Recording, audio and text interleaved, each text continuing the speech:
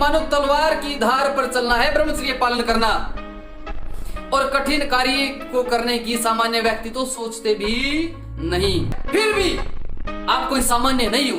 अरे आप ब्रह्मचर्य पालन करने की सोच तो रहे हो। ओम नमस्ते जी, मेरे पास अनेकों मैसेज आते हैं जी, मेरा ब्रह्मचर्य का संकल्प लिया था मैंने, वो टूट गया, 15 दिन कर पाया, 10 दिन कर पाया। आखिर ये ब्रह्मचर्य का संकल्प टूटता क्यों है? हम इस पर विचार करते हैं कि हम अपने ब्रह्मचर्य के संकल्प को कैसे मजबूत करें। मैं एक दो उदाहरण से आपके सामने बातें रखूंगा। देखिए, पहली बात है, जो ब्रह्मचर्य पालन हो वो इतना आसान नहीं है। ऋषियों ने उसे बहुत ऊंचा बताया है और ये कहा है ब्रह्मचर्य पालन करने वाला तो कोई विरला ही होता है। इतना कठिन मानो तलवार की धार पर चलना है ब्रह्मचर्य पालन करना, और कठिन कार्य को करने की सामान्य व्यक्ति तो सोचते भी नहीं।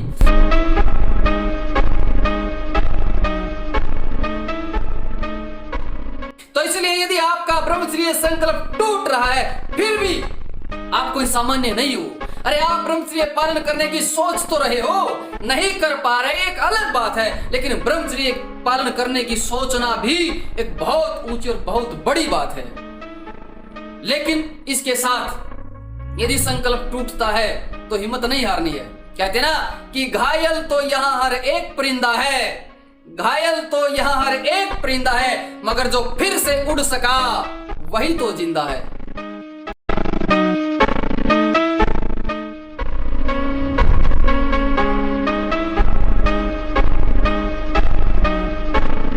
गलतियां सभी से होती हैं, लेकिन जो फिर प्रयास करता है, फिर आगे बढ़ता है, वही सफलता प्राप्त कर पाता है।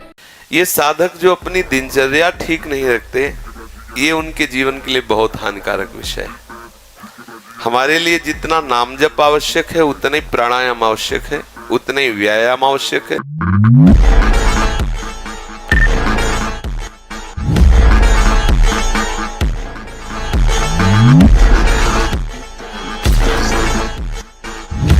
ओम नमस्ते जी, मैं अग्निदेव आर्य। आज का हमारा विषय है कि मन को वश में कैसे करें, गंदे विचारों को कैसे रोकें, किसी की यादों को कैसे भुलाएं। आज इस वीडियो में मैं वेदों के, ऋषियों के प्रमाण दूंगा और आपको आश्चर्य होगा कि मन को वश में करना तो कितना सरल है, और बिना जाने बिना जानकारी के आज तक हम कैसे दुखी होते रहे। तो सबसे पहले हम विचार करते कि मन है क्या। कहते मन आत्मा का एक साधन है, और आत्मा मन के द्वारा ही इच्छित क्रियाएं करती है। कहते जब आत्मा मन से जुड़ती है, मन इंद्रियों से जुड़ता है, आत्मा मन से जुड़ी, मन इंद्रियों से जुड़ा, और इंद्रियों का विषयों से संपर्क होने पर हमें कोई विशेष ज्ञान होता, विशेष जानकारी होती है। कहते ये मन है ना, इसके बिना कोई भी काम नहीं होता, मन के बिना कोई भी कार्य नहीं होता। और यही कारण होता है कि मन से संपर्क न होने पर, जब मन से संपर्क न हो तो हम देखते हुए भी नहीं देखते और सुनते हुए भी नहीं सुनते।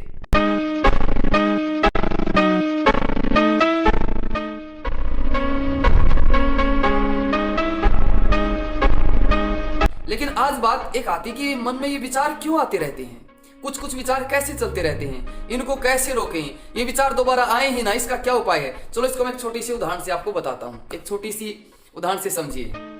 देखिए, मान लीजिए आपके घर कोई व्यक्ति आए, व्यक्ति बड़ा निकम्मा है, दुष्ट है, और आपके घर का जो दरवाजा है वो गेट बंद है। ठीक है, व्यक्ति ने आकर के दरवाजा खटखटाया। आप चाहो तो दरवाजा खोलो और चाहो तो दरवाजा मत खोलो। बताओ, ये आपकी इच्छा होगी ना?